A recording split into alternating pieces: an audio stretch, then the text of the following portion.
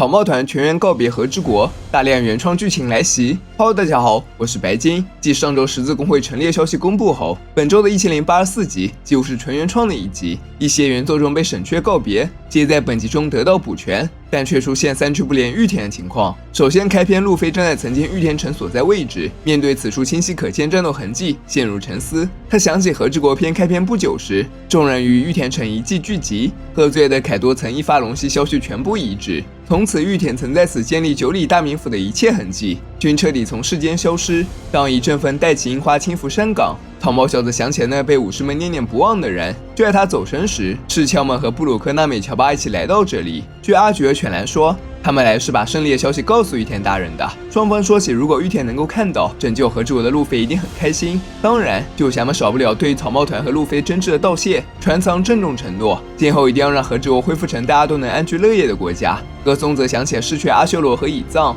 他们和友军并肩作战，记忆仿如昨日。众人也只能想起他们的灵魂与玉田大人同在，以此聊以安慰了。他们还聊到玉田最爱吃的关东煮，继续在这话题寒暄了几句。赤鞘们进入了正题，他们集体向路飞道谢。人群中突然加洛特冲了过来，想到就要和路飞他们分别了。加洛特十分不舍，但他已经是皮毛族下一任王，必须得肩负起相应的责任。离别之际，乔巴和圣阳医生、护士小姐告别。再看兔子这边，布鲁克提到，当初加洛特出海的初衷是想要看看大海，这不由得勾起兔子许多美好的回忆。万国篇刻骨铭心的一幕幕惊喜惊吓、喜悦和悲伤、震撼等诸多情绪混杂在一起。加洛特笑着说，这将是他一生的宝物。热钱兔子依次和在场草帽团伙伴们亲密贴贴，然后想起来过来时，好像有看到索隆的身影。与此同时，在康加和佩德罗坟墓前，索隆正以酒浇下，祭拜两人。他为自己斟了一杯，和墓碑对饮。继而小男子和日和出现了，三人没有太多的话，茂密竹林随风作响，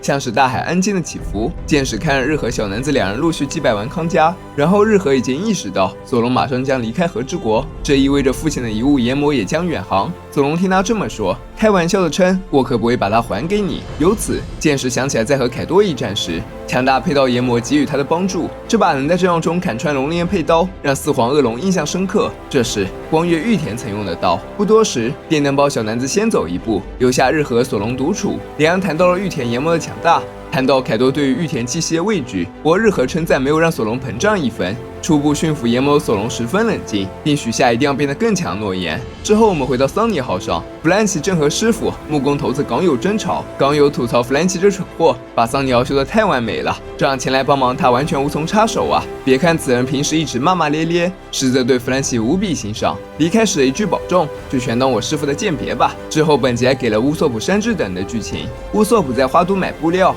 老板热情向他推荐不同的颜色，但狙击手只想要普通的黑布而已。他神秘兮兮地将黑布用途告诉老板，老板立刻表示，我马上给您准备最上等的黑布。另一边，一级小忍正在练习舞蹈，他听到外面山治叫买炒面声音，不由得露出喜色。山治熟练招待小冉和老鼠中治一顿，小冉明显对厨子心生好感。可惜他马上听到山治将离开和之国的消息，见他和同伴待在一起更加开心，小冉终究没有说出自己的心意。最后黄昏时分，路飞和小玉故地重游，来到简陋村，在警卫们的老婆贺这里吃了一顿红豆年糕汤。